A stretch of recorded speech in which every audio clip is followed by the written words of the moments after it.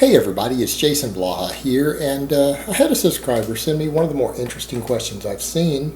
I'm going to try to answer that for you guys, but first let me put on my +5 hat of weaponsmithing, do a little crafting, getting my places in, and let's jump into this. All right, this individual had a really interesting question. He is basically a full-time college student who's trying to also work, who's worried about his family's budget because he's been in school for a year. He has another 3 years before he graduates college, and he doesn't want to gain any more muscle mass because of the food budget. It hurts his family's food budget. It takes money from his family, and it makes him feel selfish.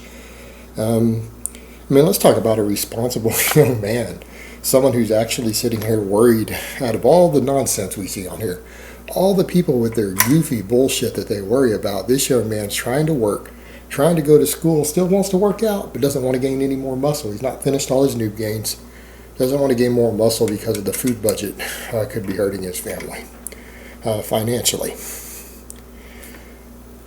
This is a real struggle. This is someone who actually has a real struggle and is actually conscientious and thoughtful. I almost thought that sort of thing was gone with this generation. So much respect, brother. All right. Well, here's what we're going to get to. Let me just give you guys the cliff notes first. Maintaining your muscles easy. Train as much or as little as you want, preferably less. Again, because if you don't want to spend a lot more money on food, training less is good. You need less food. You burn calories training. But as much or as little as you want, just don't ever increase the volume and don't increase the weight on the bar. Very simple. If you're benching 100 pounds or 100 kilos, doesn't matter what it is, or squatting 100 pounds, 100 kilos for 2 sets of 8 reps. Don't increase your sets, don't increase your reps, and don't increase the weight. Done. Your muscle mass will stay where it's at. In fact, again, train less if you don't want to spend more money on food. But let's really get into the deeper question here, because I think this presents a strong disservice to the community that the fitness world, particularly YouTube and the online fitness world, has given to people. When people have this idea, because this person's like, look, I've been doing 12 sets per body part. If I cut back to 6, will I just maintain? Be like, no. Here's the reality. Everyone on YouTube would have you believe you got to do like 10, 15 sets per body part to gain muscle. But yet people forget there were tons of writers and magazine articles and everything generations ago having guys do 1 set a week. Mike Minzer and all this stuff. Did they make the best gains in the world? No, probably not.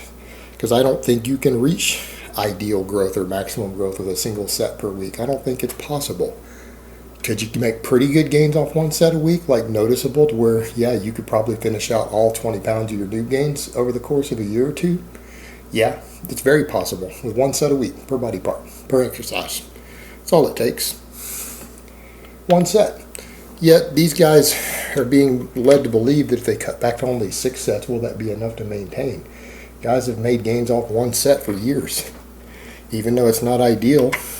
And even me, I have a program I wrote to where you can get away with only 3 sets a week. Have you do as little as 1 set of your main lifts 2 to 3 times a week. So 2 to 3 sets per week. I put that out the other day. I think last week I wrote a little basic non-athlete program. You know what? You probably make 70, 80, 90% of your possible muscle gains doing that. You going to make 100%? No. Doubtful. Could you make up to 90%? Yeah. And I'm not saying more volume doesn't usually equal more gains. That's why I'm saying, 80 to 90% at the most from doing such low volume, 2 to 3 sets a week. But everyone seems to think that if they do 12 sets per body part that they're going to gain like double or triple the muscle mass that they're going to gain off 1 or 2 sets. And that's just simply not true. It's not that much more. It's just a little bit more. And sometimes it's not anymore because what you're doing might not be very good or very effective. You could be training piss poor. So that being said, this idea that they have to do all this volume is crazy. And the other thing is, what would I say is the minimum, the bare minimum to maintain? Well, scientifically, what do we know? What causes muscle growth? What's the primary factor? Progressive overload. If you can progress at all meaning you're able to add any reps or add weight to the bar, you're going to gain muscle mass. Period. Period. There's no debating that. There's no debating that. As long as you're continually able to add either workload or tension, meaning more reps with the same weight or add weight to the bar over time, you're going to get bigger. Whatever muscles are being worked are going to get bigger. It is unavoidable for them not to. Impossible for them not to. And the thing is, people say, well, what if I don't eat enough? What if I don't sleep enough? Then you won't get stronger. You won't add weight to the bar. You won't add reps, and therefore you won't grow. If those things are insufficient to stimulate any growth or allow any growth, it's very straightforward. How long does it take to detrain? Anyone know? About 2 weeks. It takes about 2 weeks of not doing an exercise or training a body part before you start to lose muscle mass in that body part. 2 weeks. And everyone always says things like, well, I took a week off from the gym and I shrunk. No, you didn't. In your head, you shrunk. It's called body image disorders. It's called muscle dysmorphia. The guys there who quit going to the gym for 1 week, which I don't recommend that you do, by the way. I'm not advocating people take weeks off from the gym either. I believe in deloading for rest time, not actual time off. But the guys who in their head say, man, I took a week off from the gym and I look a lot smaller. You have a mental illness. You have body image dysmorphia. You have a body image disorder. You might want to seek a therapist because it doesn't work that way. You didn't actually lose muscle mass from taking a week off from the gym unless you also starved yourself to death. Like if you lost 10 pounds because you didn't eat anything for that week and went on a water fast, okay. But if it was simply due to lack of training stimulus, you shouldn't see any atrophy of the muscle fibers in the first week. All right, it starts happening at about 2 weeks. So it's all completely in your head, guys. It's in your head. This whole industry has given you guys body image disorders. So if it takes 2 weeks, how often do you need to train at the minimum? If one set can stimulate growth or stimulate holding on to your muscle mass, what could you get away with at the most extreme? I would say doing one set with the same weight you've been using, maybe in the 5 to 8 rep range is what I would recommend, maybe as high as 10. Okay, we'll say 5 to 10 rep range. A single set using your regular 5 to 10 rep weight done once every 10 days. That should be sufficient to maintain your muscle mass. So what does that mean? That means you could come in and your regular 4 or 5 exercises that you do,